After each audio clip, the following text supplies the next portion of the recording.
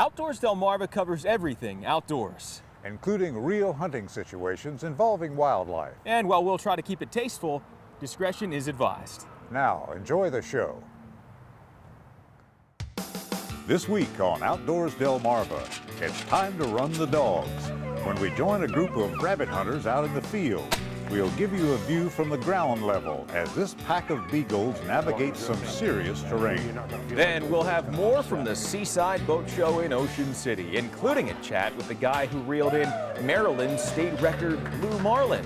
Plus, it's a winter hayride through a local state park. Look and listen for wildlife as these young adventurers use their imaginations. And we've got plenty of new viewer photos to share right now on Outdoors Delmarva. Take 'em!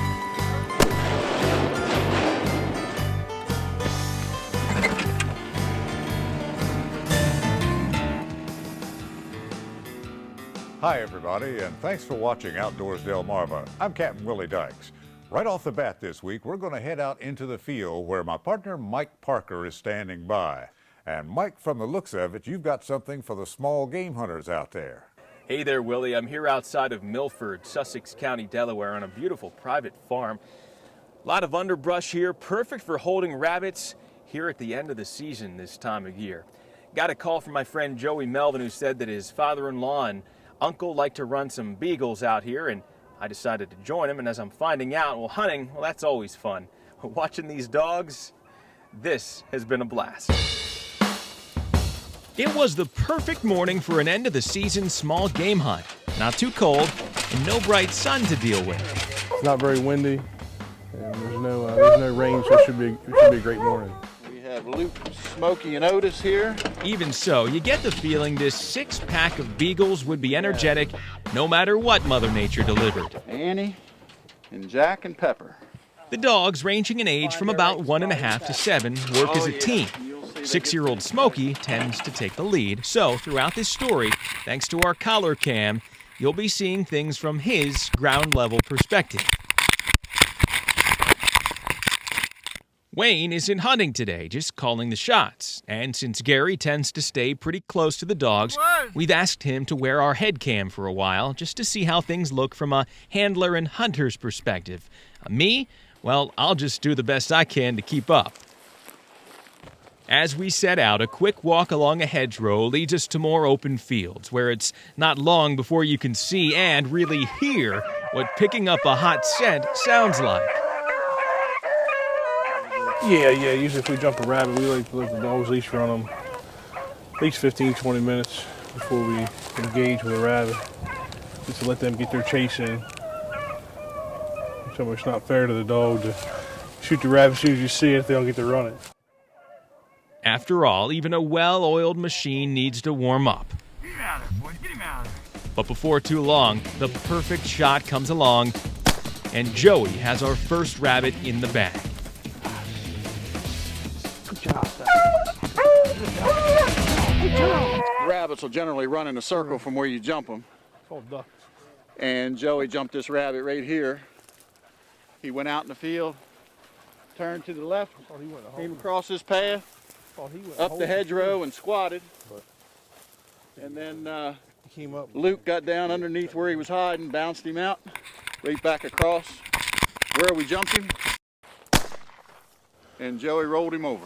Now, you might have noticed that each of the beagles is wearing a shock collar, and to explain that it's for their own protection, well, that's not nearly as effective as showing you why it's important to keep them reined in from time to time. While beagles might be experts at chasing rabbits, they're also proving effective at jumping deer, and a quick little jolt is usually enough to keep them from chasing unwanted game or getting lost. I'm out here to hear the chase and watch the dogs work, and just the enjoyment of being around my dogs. You dogs, work up in here, work up in here.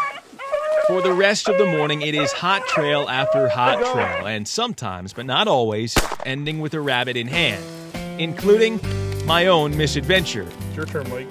When Joey offers to film for a few minutes and a jammed shell leaves me helpless as this rabbit slow dances past just yards away.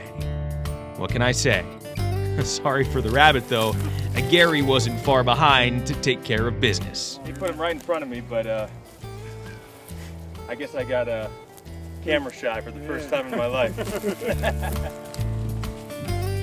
In the end, 6 dogs, 2 brothers, a son-in-law, and a new friend combined for a pretty good day in the field. And this end-of-season outing will no doubt leave a hot trail of anticipation for the next time. Get outdoors, Delmarva. I just love that sound when those dogs really get going all together on a hot rabbit trail. That itself is worth being out here for a couple of hours. Of course, we would have liked to have seen a couple more rabbits that we could have shot at, but just seeing the dogs chase them out here was a lot of fun. And we'll be right back. Still to come on Outdoors Delmarva, it's the biggest fish of its kind ever caught in Maryland waters. Hear from the angler and crew who reeled it in. And next, a winter hayride through this Delaware State Park.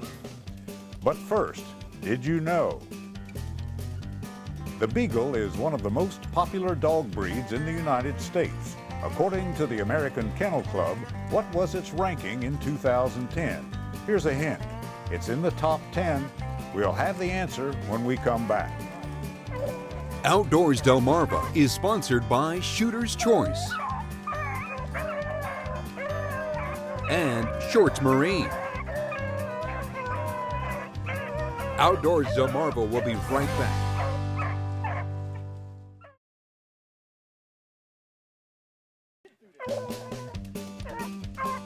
Did you know? In 2010, the Beagle was the 4th most popular dog breed in the United States. Only the Lab, German Shepherd, and Yorkshire Terrier were more popular. Thanks for watching Outdoors Delmarva. I'm Captain Willie Dykes. If you saw our show last week, you saw our quick visit to the Seaside Boat Show in Ocean City. We're headed back this week for a bigger and better look at all the latest and coolest products designed to get you out on the water. This particular model here is a 23-foot, and it's called a dual console. It kind of gives you a fishing mode, bow rider type boat without all the carpet and whatnot inside, so it's a multi-purpose boat. Very easy to clean, you can water ski, you can fish, just family riding around. This boat here is new for us this year. It's the sailfish line we just picked up in December. Instead of having just a canvas, you got the glass windshield. It really gives you a lot of protection for that early spring fishing, late fall fishing. It's got defrosters to keep the windshields cleaned off, because that's going to be a problem in that early spring, late fall. This particular model, this 26, also has the enclosed bed, microwave oven, refrigerator. So it's got things for the wife and things for the guy. We're here to demo our units and show everybody the features of our units and how it can benefit their fishing. Steering, waypoint control, info as far as all your gauges can be hooked to it.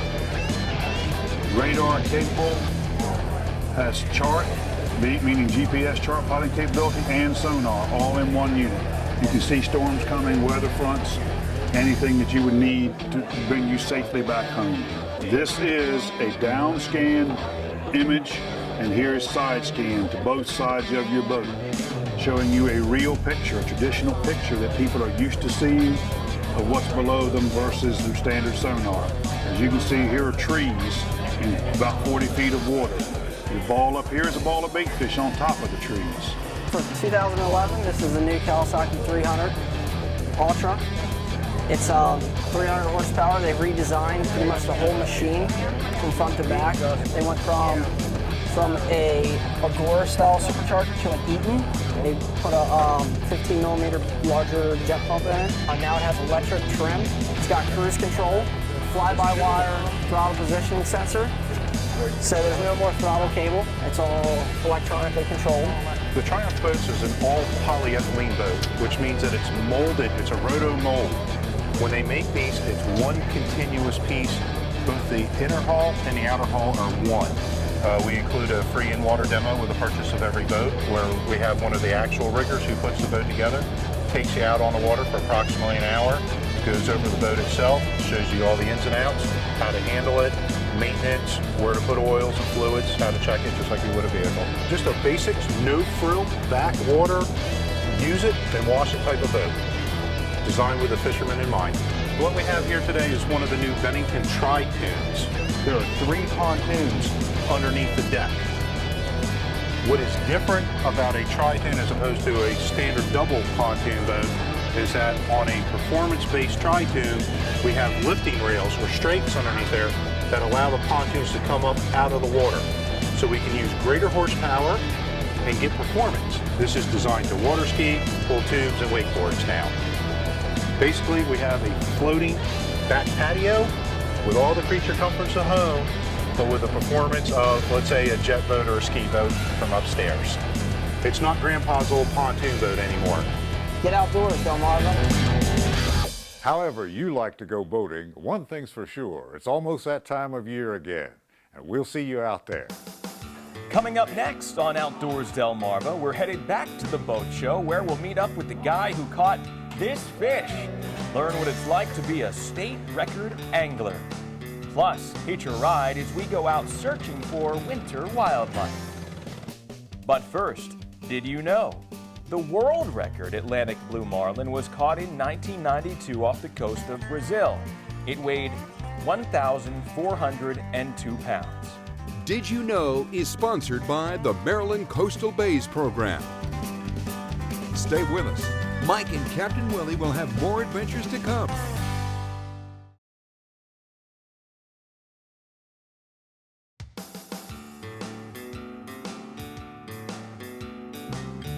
Thanks for watching Outdoors Delmarva. I'm Mike Parker. Well, here at the cabin, we know a thing or two about impressive fish.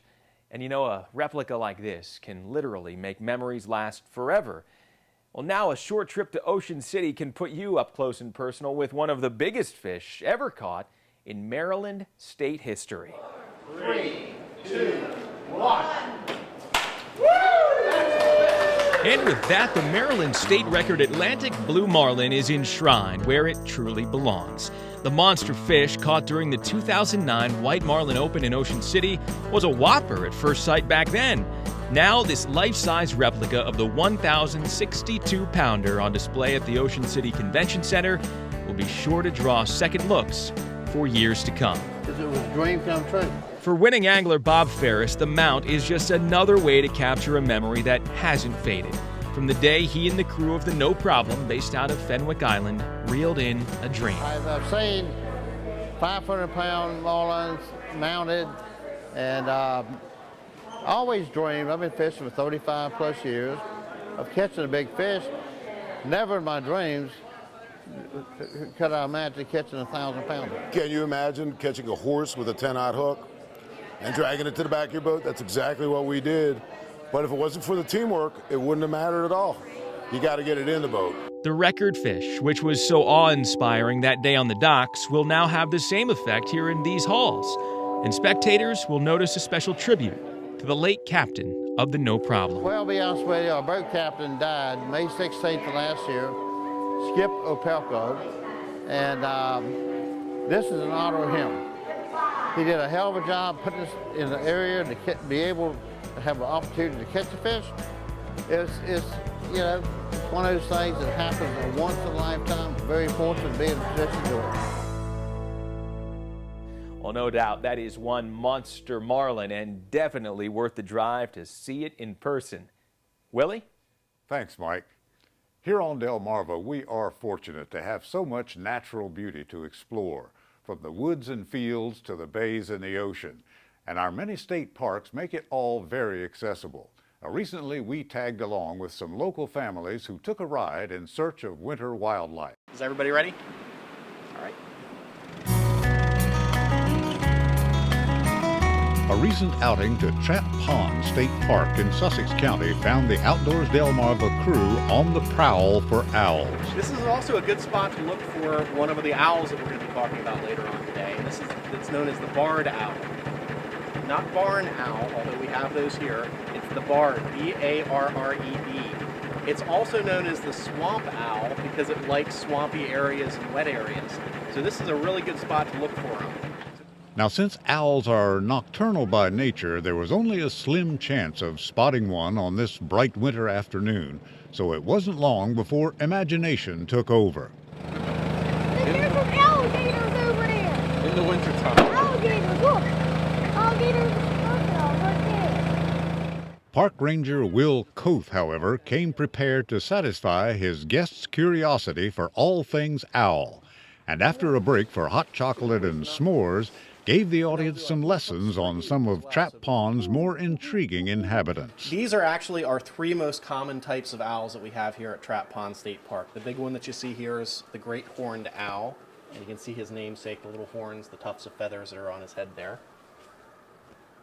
This smaller one is a screech owl, and if you ever hear their call, you'll understand why they're called a screech owl. It's a very high-pitched call that they have.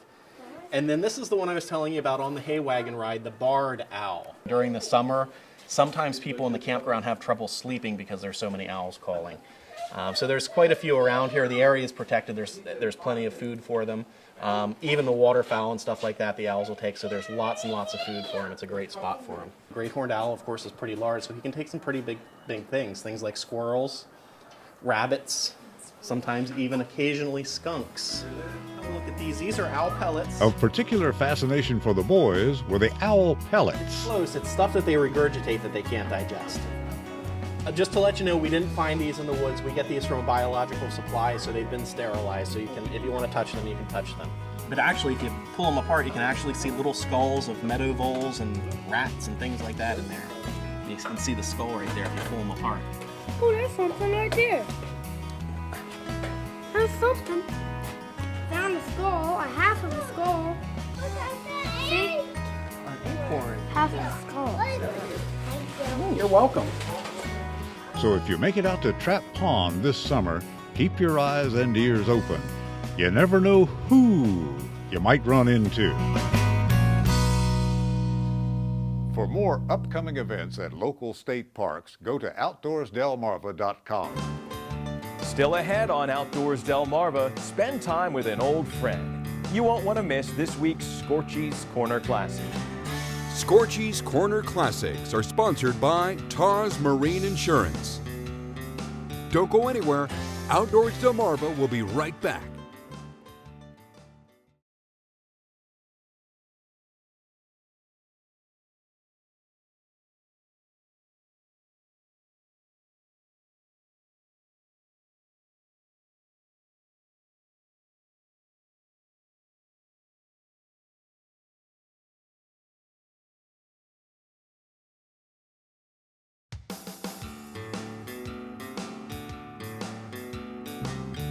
Thanks for watching Outdoors Delmarva. I'm Mike Parker. Well, with all this talk about boats this week, it sure does make you want to get out there and enjoy yourself on the water, doesn't it? Well, years ago, our friend Scorchy Taws made sure that he was there on the docks waiting when a group of local anglers returned from a memorable offshore trip. We arrived shortly before the Mariner pulled into the dock. It didn't take us long to find out they did indeed have a good day. The party, arranged by Leroy Taylor of Pocomoke for 15 of his friends, had struck the codfish jackpot. They boated 23 of these most delicious of fish, ranging from 8 to 25 pounds, plus a generous assortment of togs. And none of the anglers were happier than Irvin Childs. I hadn't caught a fish all day, and this was about the next to last fish caught. And it ended up being the biggest one of the trip. Do you have a pool? Yes, sir. You made the other guys sick then? Yes, sir. I didn't catch the first one, but I caught the biggest one. And that's what counts. That's what counts. This was probably the best offshore trip of the year, at least the best we've heard about, and naturally Captain Darrell Nottingham was pleased. We'd been out last weekend looking for them. We didn't find any, but today we hit them real good. You want to tell everybody where you caught them? Well, we were outside of Jack Spot and Sand Gill Wreck. Anywhere near Codfish Canyon? Well, it was today. Scorchy Taws, wandering our Delmarvelous land for WBOC News. Oh, when we come back, we're going to share some of the photos sent in by our own Outdoors Delmarva viewers. But as we take you to break, check out this interesting find that we encountered at the Seaside Boat Show. We'll be right back. Basically, we have here is a typical bench. Fits into the inflatable boats. any size, any shape. It has a storage positions where you can fold it, storage it away. If you're an EMS or a fire rescue, you can put a backboard here and you can put the victim on and they can do CPR. You can basically drag it out onto the beach and enjoy the water.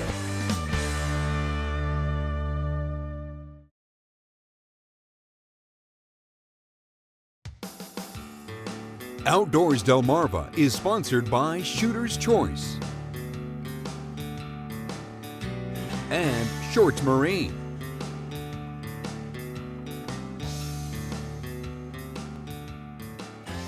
Before we get to our viewer photos, we want to share an email sent in by a viewer with a question about last week's show. Yeah, it's a pretty good one, too. Sarah Rolfe from Millsboro wrote to us in an email. I have a copy of it right here. Sarah says, "Guys, your program dealing with dove hunting in Uruguay was very interesting, but I have a question on retrieving those birds killed. There were no dogs and no explanation on how they're retrieved and who keeps count of how many birds were killed." She says, "As you can tell, I know nothing about dove hunting, but I can learn. Thank you, Sarah." Well, Sarah, absolutely no problem at all. We're happy to get you an answer on this. So we took your question to Dan Livingston, one of the hunters who took that footage on our viewer venture cam down in Uruguay. And he says that at those hunting outfitters, they actually have what they call bird boys, teenagers who go out with the hunters, who go and retrieve the birds as they're shot, and they give the all clear. They run out and they retrieve the birds. From what they can tell, they get about 90 to 95% of the birds, and the birds are then taken to be cleaned and later prepared as food. So, good question. I guess we kind of left a blank to be filled, and Sarah, we hope that answers it for you. That's right, Mike. And now it's time to share some of the pictures sent in by our own Outdoors Delmarva viewers.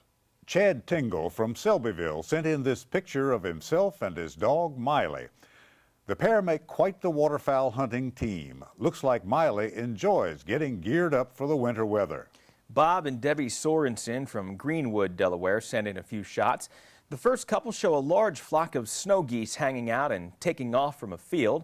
And this last shot shows a group of fawns seen around the area last summer and fall. And Jim Kerr from Whitehaven, Maryland, sent in these great shots of his dogs, Joe and Bo. Jim says they're big fans of Outdoors Delmarva and loved all the waterfowl hunting we've been doing. Thanks, Jim. Well, we love sharing your outdoor photos here on the show, so please keep them coming. You can email me at mparker@wboc.com.